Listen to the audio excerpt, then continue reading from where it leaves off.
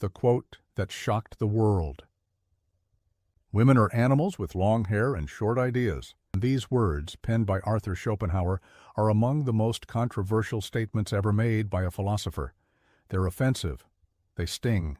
They sound like the bitter ramblings of an angry man.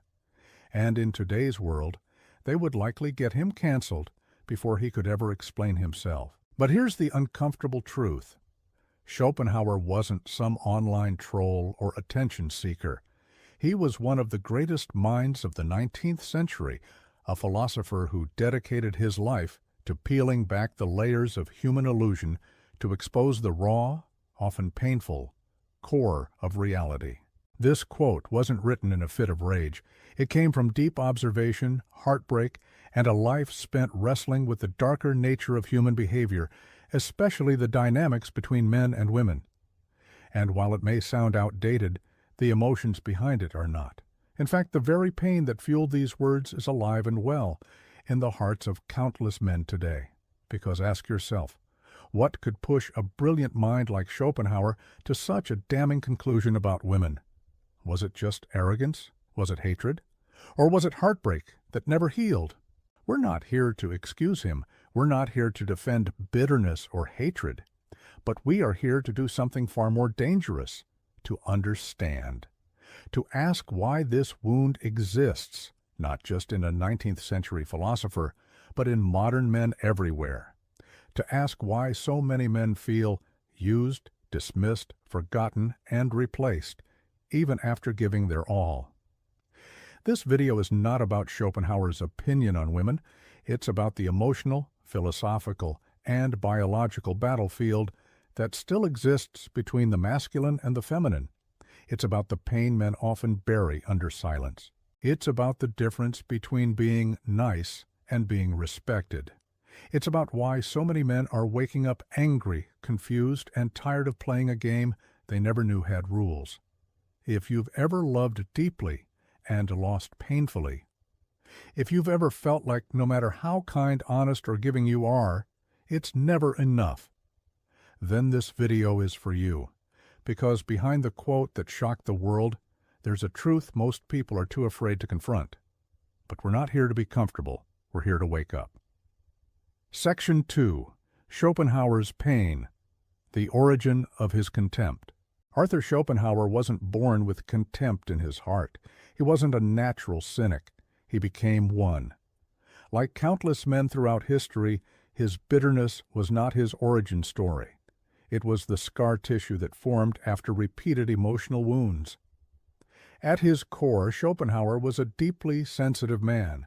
He loved art, music, and animals. He sought truth with an almost spiritual intensity. He wasn't weak. He was wide open, and in that openness, he loved a woman deeply, with sincerity, devotion, and intellectual passion. But she didn't choose him, not because he wasn't capable.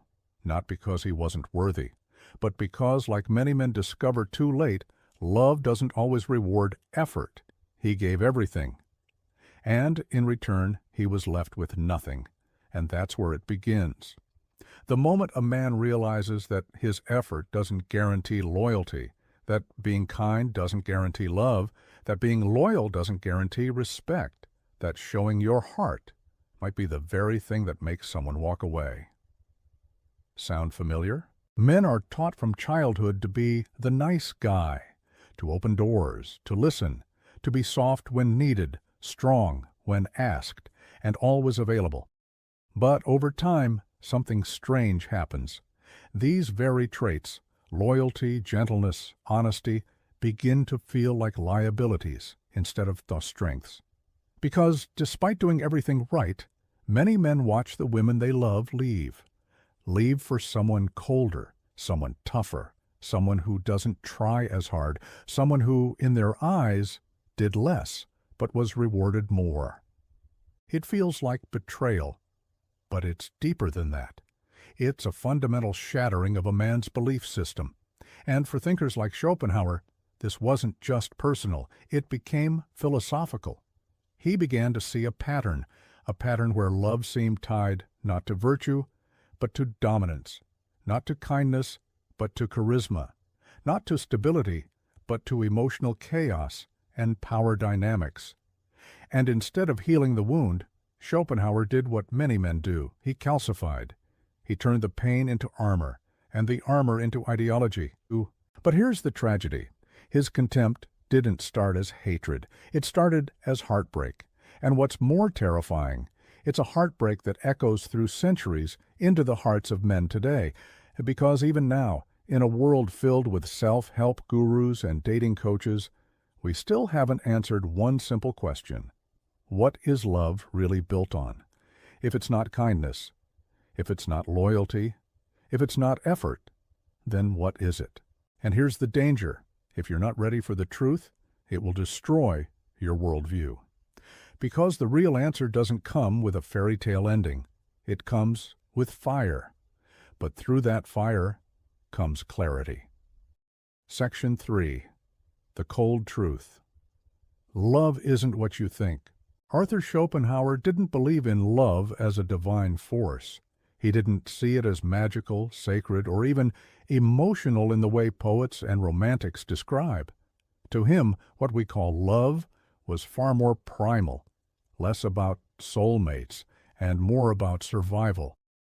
It was not the product of divine destiny, but of biological necessity, a trap laid by nature, disguised in feelings, designed to ensure the survival of the species. In his view, love is the mask that biology wears to keep the cycle going. He called it the will to life, a powerful, invisible force compelling us to reproduce. Nature doesn't care about your feelings. It doesn't care about your heartbreak. What it cares about is life continuing, and love in this framework is simply evolution's way of manipulating humans into partnering, mating, and producing offspring, regardless of whether the relationship is truly fulfilling or even sustainable. According to this lens, men and women are drawn to each other based not on virtue or compatibility, but on deep-seated biological criteria.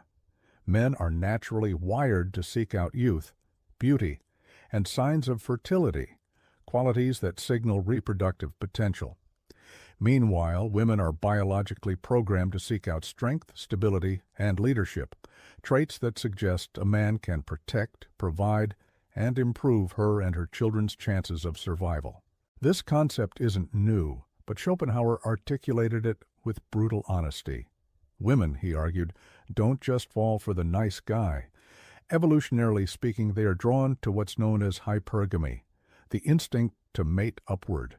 That means choosing a man who is not just attractive or kind, but one who offers a higher status, more resources, and better survival odds than her current or previous options.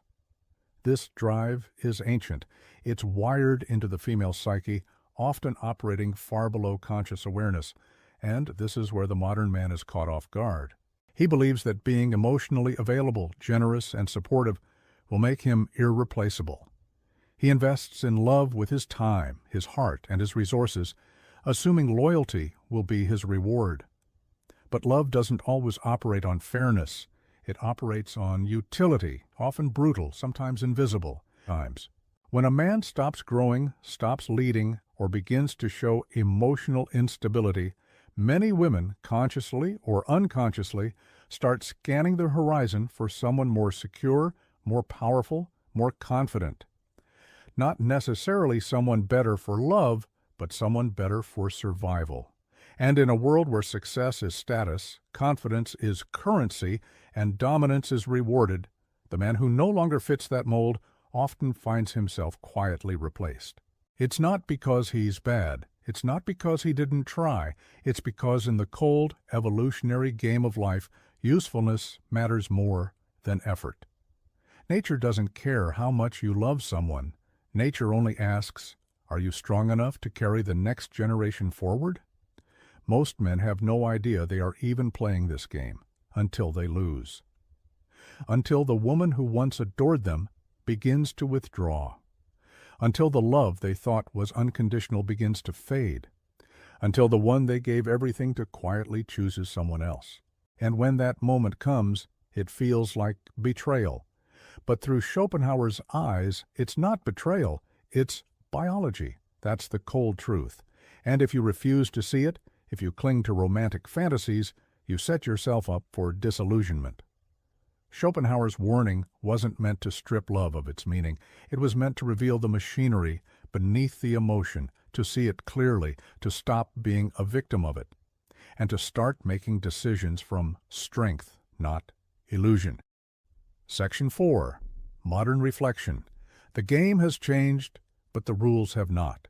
While society has evolved dramatically since Schopenhauer's time, the underlying dynamics between men and women, especially in the realm of attraction, remain shockingly consistent.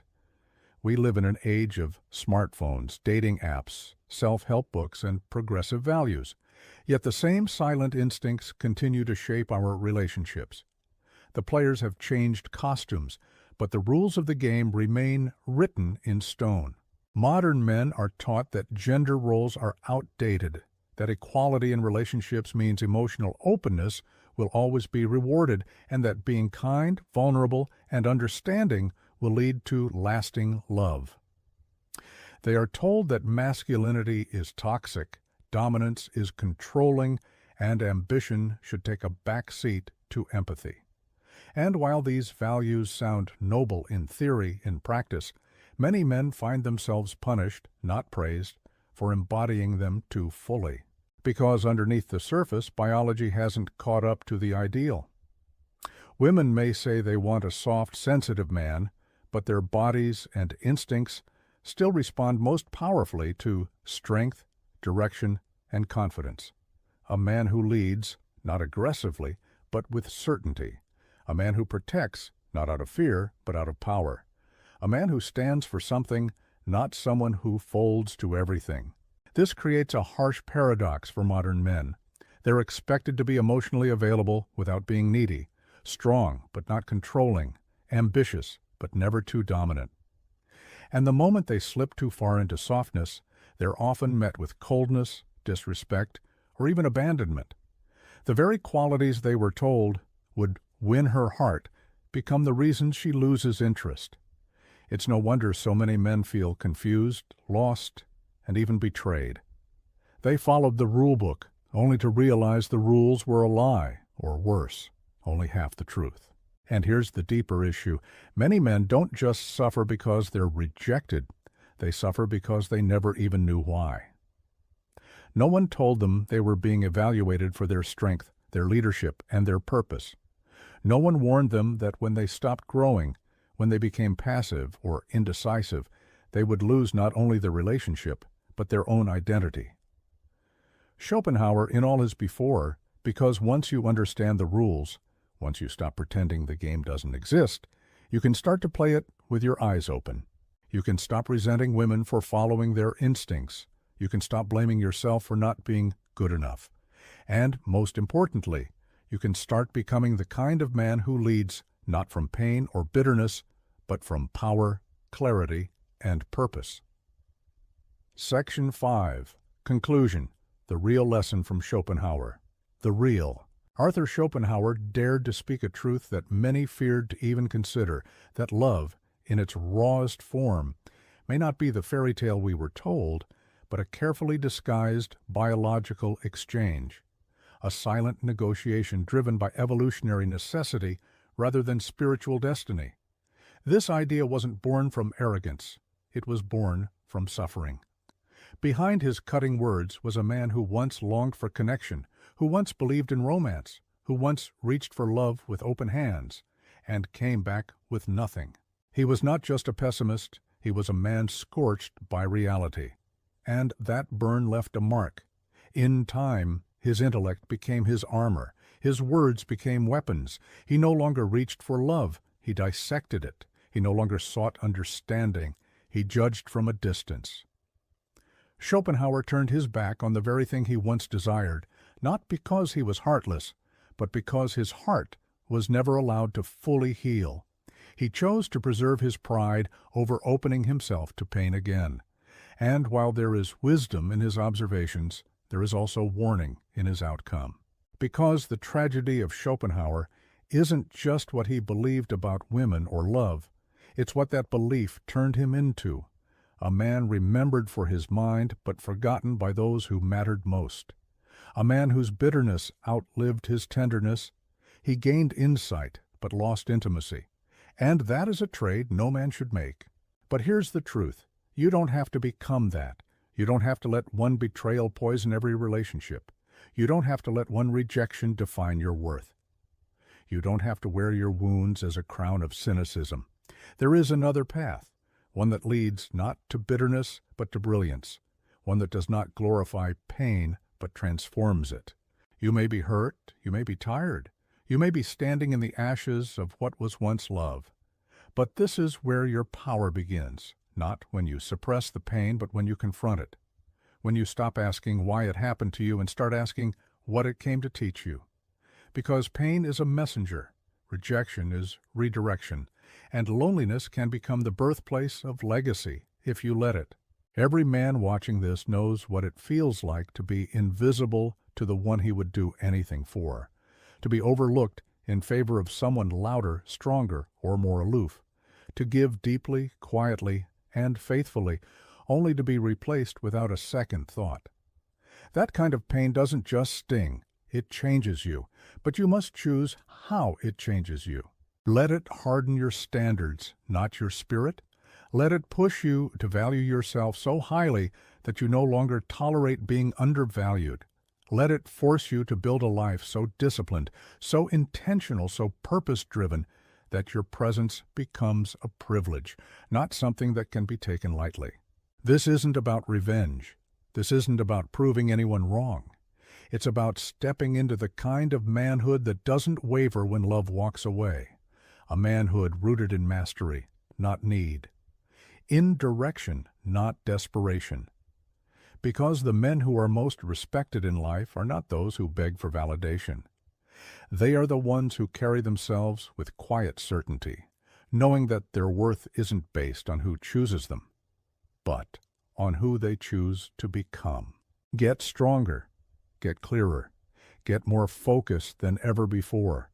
Build your world so well that when someone enters it, they feel elevated just by being near you. Don't chase what's fleeing. Don't explain what should already be understood. Don't mourn the loss of people who couldn't recognize your value. And remember, the highest form of love is not being chosen. It's choosing yourself when no one else does. That is not ego. That is awakening. Because in the end, true love isn't a chase. It's a mirror. It finds you when you've found yourself, and true power isn't being needed by others. It's standing strong when you finally realize you don't need them. That's not heartbreak. That's freedom.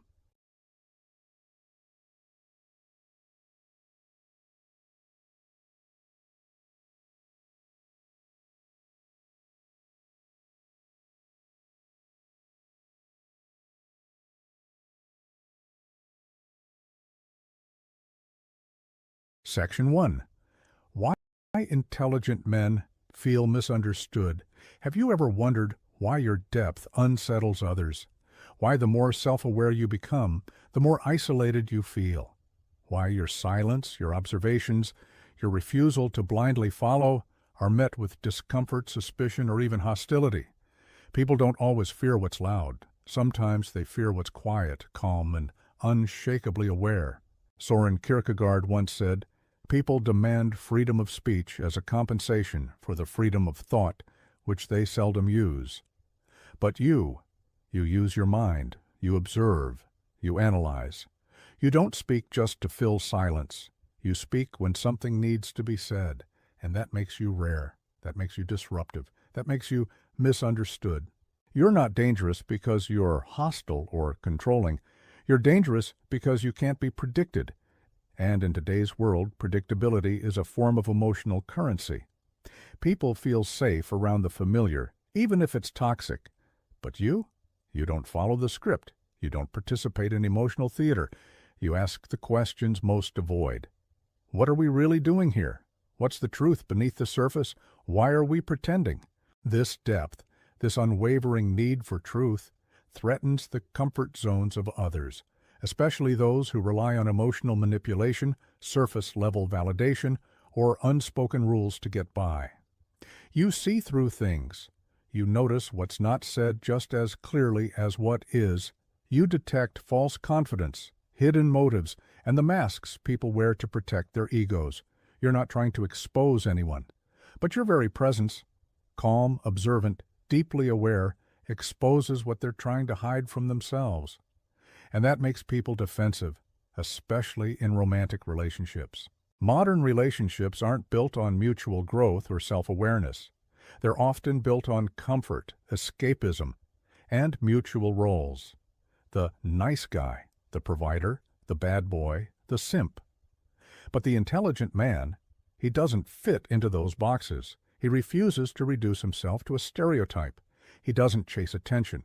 He doesn't worship women, nor does he despise them. He simply sees them, clearly, fully. And that alone is enough to unnerve someone who's used to being adored without being understood. Women don't pull away because you're broken. They pull away because they feel seen.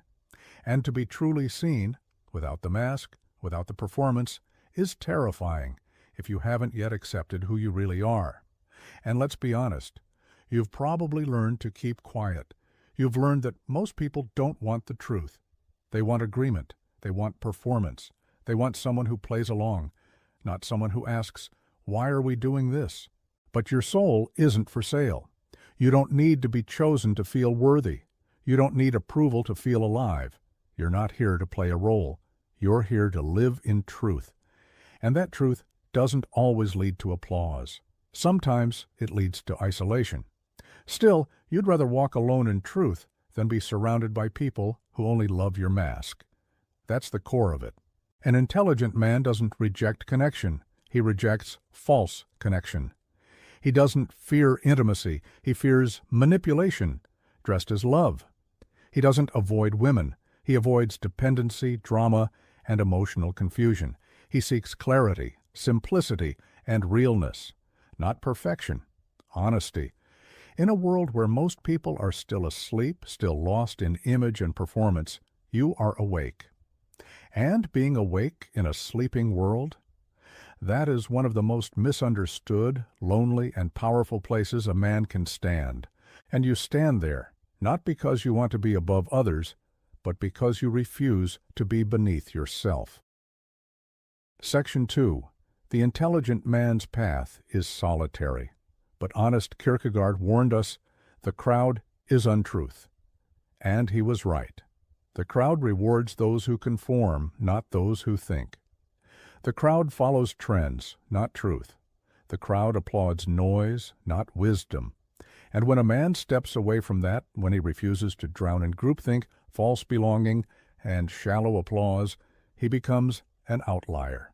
Not because he's trying to be different, but because he refuses to be inauthentic. The intelligent man does not isolate himself out of bitterness. He isolates himself out of necessity. The solitude he chooses is not loneliness. It's space to think, to recalibrate, to remain uncorrupted.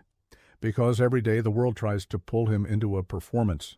Smile more, care more, agree more, talk like them, think like them, react like them. And every time he says no to this pressure, he protects something sacred within him, his inner integrity. This man is not moved by applause, and he is not controlled by guilt. He has outgrown the need to be accepted, to be admired, to be seen as good by people who don't even know what goodness is. He has tasted the silence that comes after truth is spoken. He has walked away from rooms where everyone else stayed because the vibe was comfortable, even though the energy was toxic. Women don't fear intelligent men because they're too smart. That's just a convenient excuse. They fear them because they cannot define them, cannot predict them, and cannot possess them. These men cannot be emotionally blackmailed, manipulated with silence, or baited into proving their worth. And when a woman cannot control a man through emotional tactics, she either evolves or she leaves. Because being in the presence of a man who is unbothered by emotional games is confronting. It forces her to face her own patterns. A conscious man is not immune to pain, but he's not controlled by it. He has felt deeply, lost deeply, and still chosen not to harden. He doesn't numb himself. He refines himself. That is the kind of strength most people aren't ready for. Because real strength doesn't come from dominance. It comes from stillness, from restraint, from the ability to sit in a room and not need to impress anyone. And when a man no longer needs to be liked, he becomes free, free from validation, free from comparison, free from emotional dependency. And when a man is truly free, he becomes dangerous, not because he's looking for a fight, but because he cannot be controlled. You can't tempt him with flattery. You can't weaken him with rejection. You can't shake him with gossip. He does not chase chaos. He watches it calmly from the shore. This is where the isolation begins. People look at you differently. They say you've changed, and you have. They say you're distant, and you are. They say you think too much, and you do, because someone has to. You start to realize something profound. Most people don't want to be seen. They want to be praised. And the intelligent man? He doesn't praise by default. He sees. He observes. He listens without needing to react. He hears what isn't being said. He notices the contradiction between a person's words and their energy. And that kind of seeing, unfiltered, undemanding, and non-judgmental, is terrifying to those still living in denial. People are uneasy around your silence because it's not just the absence of noise. It's the presence of awareness.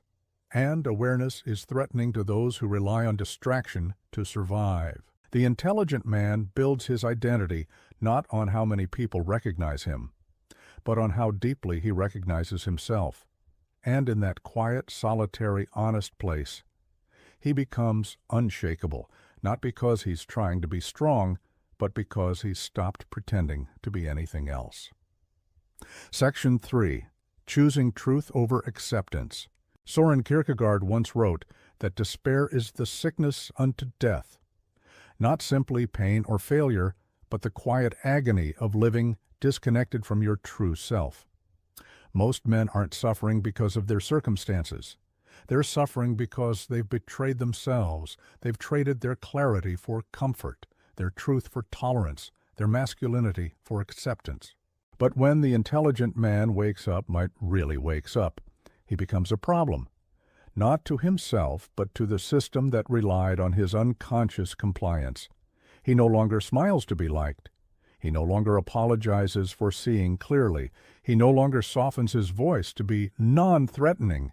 And when he stops performing, the mask society handed him begins to crack. Modern culture doesn't fear loud men. It fears awake men, men who see the lies in advertising, in relationships, in social roles. Men who know the difference between intimacy and enmeshment, between love and control, between validation and value. A man like that can't be seduced by temporary praise or intimidated by temporary rejection, because most people don't want to love you. They want to use you. They want your presence without your power. They want your attention without your depth. They want you to be a role, not a real human being. And when a man refuses to be reduced to a role, when he chooses truth over likability, clarity over compliance, he becomes deeply inconvenient to those who benefited from his silence. The intelligent man doesn't chase approval. He doesn't rehearse his identity for likes or applause. He's not palatable because he knows that dilution is death. He knows that real love doesn't require a performance. It requires presence. It requires honesty. It requires wholeness. You're not waiting to be chosen, you're waiting to be met. And to be met truly, the other must also be whole. But wholeness is rare. Most are still gathering their broken pieces, wearing confidence like armor, and calling it love.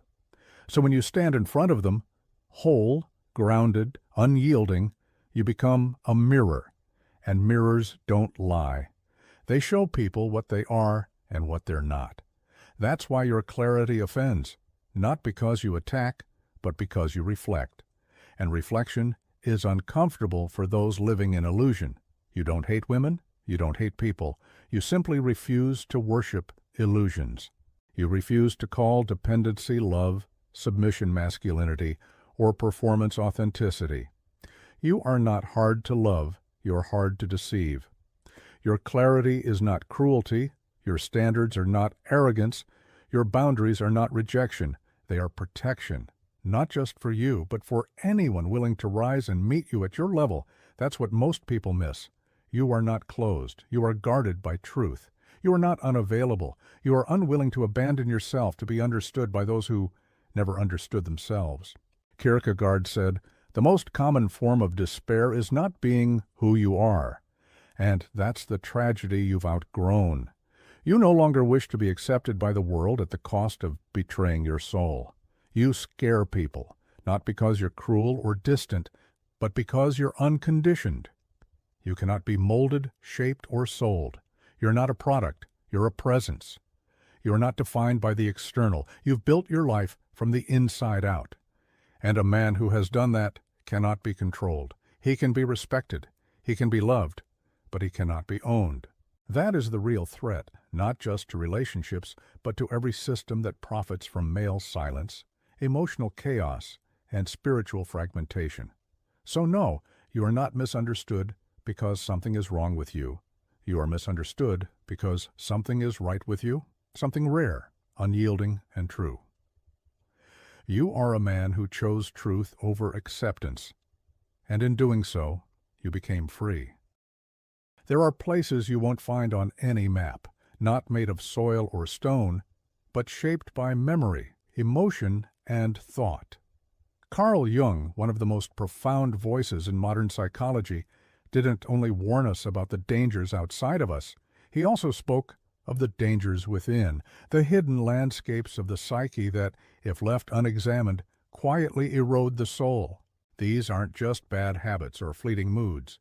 They are psychic territories, mental and spiritual environments where clarity fades, dignity dissolves, and direction is lost. Jung believed that suffering could be a path to transformation, but he also warned, not all suffering leads to growth. Some becomes a loop of self-destruction where healing never begins. Here are 7 psychological and spiritual places the soul must never call home, based on the timeless insights of Carl Jung. 1. The house of denial, where the shadow is rejected. Jung famously said, "Until you make the unconscious conscious, it will direct your life, and you will call it fate." This is the root of denial.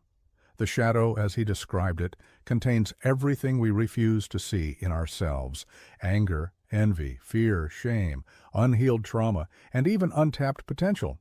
It's not inherently evil, it's simply unknown. When we push these parts of ourselves into the dark, they don't disappear. They gain power. Repressed emotions surface in self-sabotage, irrational anger, or repeated toxic patterns. We blame others, the universe, or bad luck, never realizing we're reenacting the very wounds we've never dared to confront. Living in denial is like living in a house of mirrors. Everything around you becomes a distorted reflection, yet you never see your own face clearly. It might feel safe. Avoiding discomfort often does, but Jung taught that true strength begins where denial ends.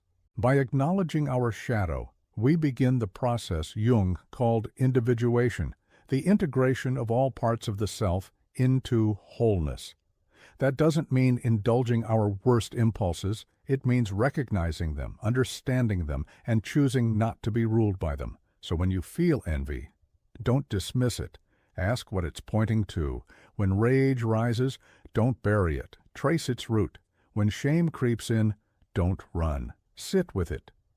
The parts of you you're most afraid of might be holding the very keys to your freedom. 2. The swamp of resentment, where pain is left to rot. Jung believed that pain, when reflected upon, could become a source of deep wisdom. But when we don't process our pain, when we let it fester, it becomes resentment. And resentment is not just anger. It is pain turned into a story, told to ourselves on repeat. They never appreciated me. This always happens to me. One day, they'll see what they lost. These narratives feel comforting at first, like armor. But over time, they harden into cages. Resentment does not punish the person who hurt us. It punishes us. It corrodes trust, distorts love, and convinces us to close the very doors that lead to healing. In the swamp, the shadow grows stronger. It tells us that bitterness is protection, and that withholding forgiveness is power. But Jung warned us, unexamined anger binds us to the past. Forgiveness, in Jungian thought, isn't about excusing harm. It's about choosing freedom. It's the refusal to let our story be written by someone else's wound. Saying, "I forgive," is not saying, "it didn't matter." It's saying, "it mattered, and I choose to grow anyway." This is the alchemy of the psyche, transforming pain into wisdom and anger into healthy boundaries. If you find yourself returning to the same grievance, ask yourself, am I holding on to this to protect myself, or am I keeping myself stuck? Because the swamp may feel familiar, even soothing in its own dark way. But don't confuse stillness with peace. One traps you in the past. The other sets you free. 3. The prison of guilt and shame, where the soul is condemned. Guilt says, "I made a mistake." Shame says, "I am the mistake." This distinction, though subtle, is monumental. Guilt can be the beginning of accountability, a compass that points us back to our values. But shame is corrosive. It doesn't just inform us that we've done wrong, it convinces us that we are wrong. In the world of Carl Jung, shame was seen not as a temporary feeling to be examined, but as a silent assassin of the soul. It infiltrates our identity, whispering insidious messages that we are unworthy, unlovable, unfixable. People who dwell in this psychic prison may function outwardly with grace, skill, even success.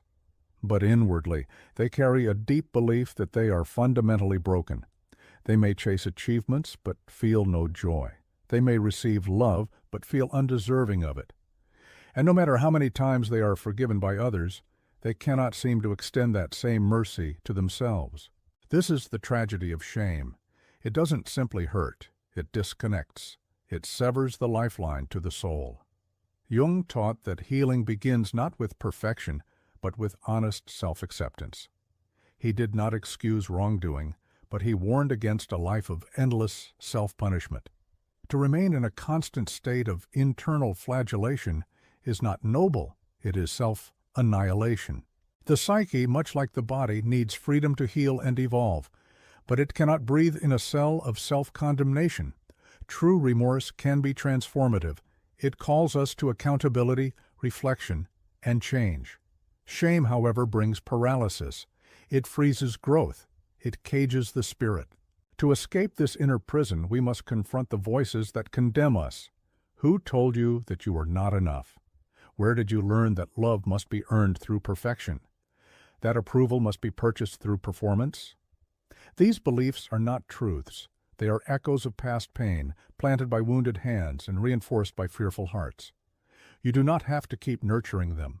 Your mistakes do not define your worth. Your past does not have to dictate your future. You are more than the sum of your errors. You are the totality of your humanity, your resilience, your capacity for transformation. The soul does not long for endless judgment. It longs for freedom, for self-respect, and for wholeness.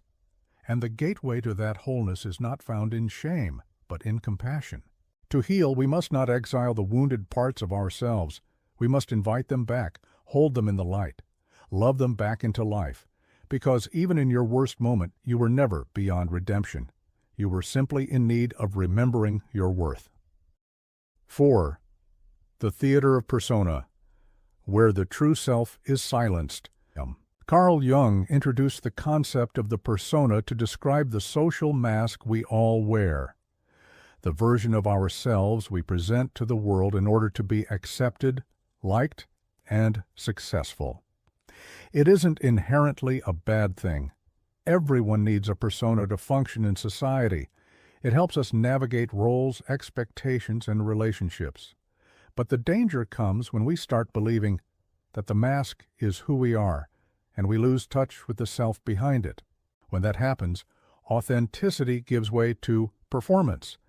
We begin saying what we believe others want to hear, doing what's expected instead of what feels true, and suppressing any part of ourselves that doesn't fit the image we've created.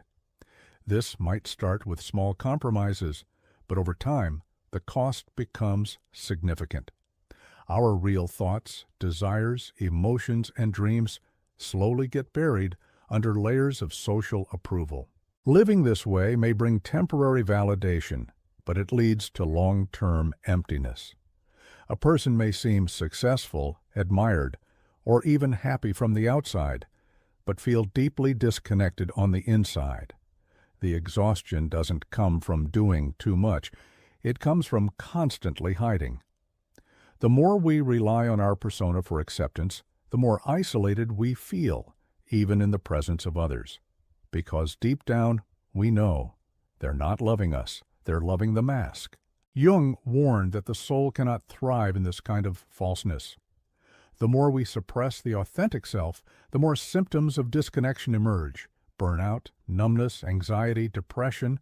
These aren't just mental health issues, they're signs that the soul is suffocating. We are not meant to live as actors on a stage, always performing for applause that never truly satisfies. To begin healing, we must become willing to take off the mask, not all at once, and not for everyone, but enough to begin rediscovering what lies beneath it. This isn't about rejecting society or becoming reckless. It's about reclaiming our voice, our feelings, and our truth. It's about remembering who we were before the world told us who we had to be. Real connection, whether with ourselves or others, requires vulnerability. When we choose truth over performance, we open the door to a life that is not only more honest, but more meaningful. Because ultimately, no amount of admiration can replace the peace of being known and loved for who we truly are. 5. The labyrinth of overthinking, where the mind devours itself. The human mind is a powerful instrument capable of immense creativity, insight, and problem-solving. But when it becomes disconnected from the heart and soul, it can turn inward and begin to consume itself. Carl Jung understood this deeply. He warned that excessive intellectualizing, trying to solve emotional or spiritual wounds with logic alone, creates a mental labyrinth where the soul loses its way. In this place, the mind doesn't rest, it loops. We replay conversations, obsess over decisions, question every emotion, and seek certainty in situations where none exists. At first, this might feel productive, like we're being responsible or cautious, but soon it becomes paralyzing. We get stuck in cycles of what if and if only, trying to control the uncontrollable or make perfect sense of the imperfect. Jung believed that the unconscious communicates through dreams, images, symbols, and feelings, not through reason alone. So when we rely solely on rational thought to navigate life, especially in times of crisis or emotional upheaval, we cut ourselves off from the very sources of inner wisdom that could guide us. The result is a kind of mental exhaustion, where thinking replaces living, and anxiety replaces intuition. Overthinking often masks fear. We think because we are afraid to feel. We analyze to avoid vulnerability. But healing rarely comes from figuring everything out. It comes from surrender, from trusting the quiet signals within, from allowing ourselves to feel grief, joy, uncertainty, and hope without having to label or solve them. To step out of the labyrinth is to risk letting go of control. It means making peace with not knowing. It means recognizing that the soul doesn't speak in spreadsheets or syllogisms. It speaks through presence, through silence, through those moments when we stop thinking and simply are. When we reconnect to the body, to the breath, to nature, to art, to beauty, we begin to return. We remember that clarity doesn't always come from more thought, but from deeper being. The way out of the labyrinth is not forward, it's inward, not by racing to the exit, but by standing still long enough to hear the soul's quiet voice again. 6. The desert of isolation, where connection is feared. Carl Jung understood what modern psychology has only deepened. Healing rarely happens alone. The soul, he believed, is a relational entity. It grows in dialogue, in love, in conflict, in reflection with others. But when we are wounded, our instinct is often to withdraw, to retreat into the desert of solitude, where nothing and no one can reach us. At first it feels peaceful, safe, quiet. But over time it becomes arid and barren, a place where nothing new grows. This desert is built on stories like, "I can't trust anyone," "People always leave," or "I don't need anyone." But these are not truths. They are defenses, walls built by past pain. And while isolation may protect you from being hurt, it also protects you from being loved, from being seen, from being transformed. In Jungian thought, the system meant to evolve through experience, especially through relationship. But in the desert, that evolution stops. You become a ghost in your own life, untouched, unseen, and slowly fading. Jung warned that complete individuation, yourself, yes, but also who you are with others. The desert will offer you a kind of peace, but it is the peace of numbness. Real healing is messier. It requires reaching out even when you're afraid, speaking even when your voice shakes, showing up even when your history tells you not to. Leaving this desert means risking rejection, disappointment, and vulnerability, but it also opens the door to intimacy, belonging, and growth. You do not heal by hiding, you heal by being seen and loved anyway. 7. The graveyard of the true self, where the soul is forgotten. The final place the soul must never dwell is the most tragic of all. The graveyard of the true self. It is not a place marked by chaos or torment like resentment or shame. It is something far more subtle and more dangerous. It is the quiet forgetting of who you are. It is the slow erosion of your inner life beneath the weight of roles, routines, and responsibilities. Here, you don't feel agony, you feel nothing. Just a numb drifting through days that no longer feel like your own. This graveyard is not filled with screams or scars, silence. The kind of silence that comes when the child who once danced, created and imagined, has grown quiet, buried beneath expectations, performance, and people-pleasing. The self becomes a ghost, haunting the life you've built, but never fully inhabiting it. This is the tragedy of the unlived life. In the language of Carl Jung, this is the ultimate danger, spiritual death through unconscious conformity. You do not have to be in pain to be in peril.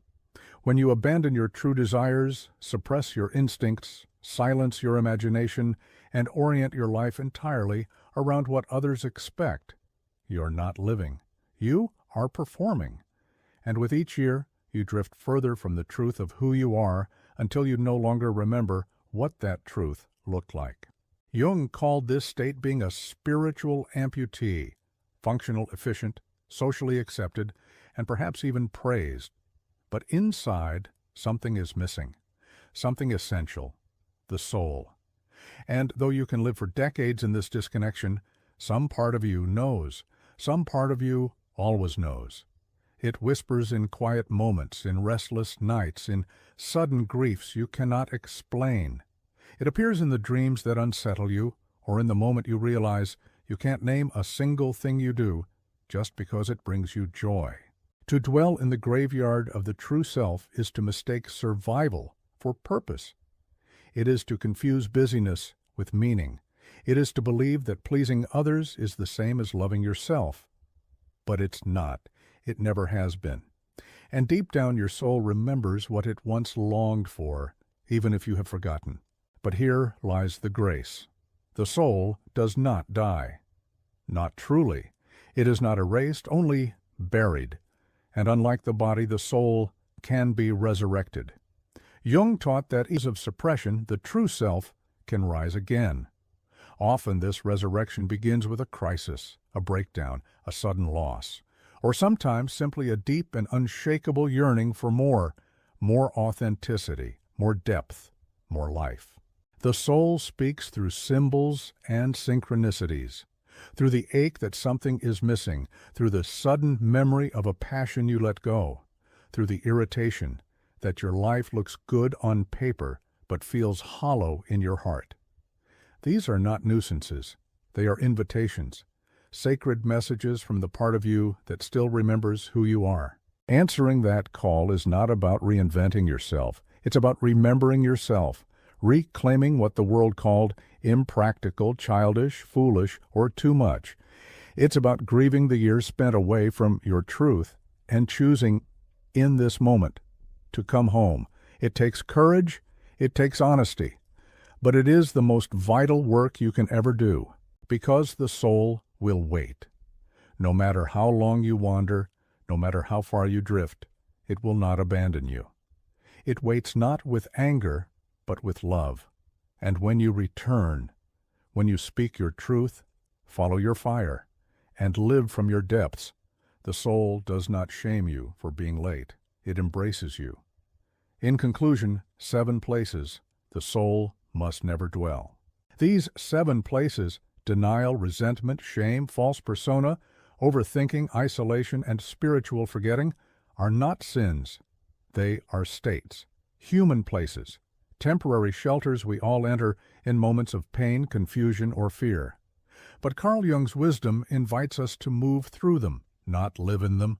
We are not meant to dwell where the soul cannot breathe.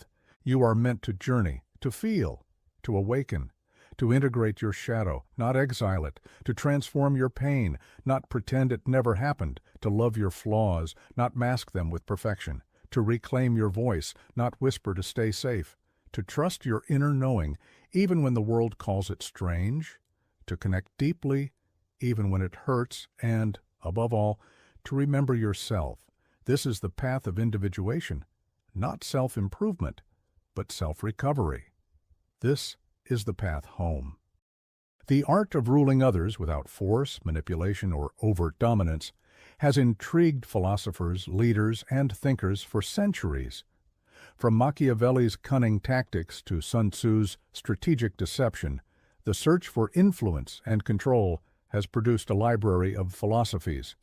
But among these voices, the German philosopher Arthur Schopenhauer offered something radically different: mastery through modesty and power through pretense. His approach? Play dumb. In a world that often rewards loud confidence and intelligence, Schopenhauer's advice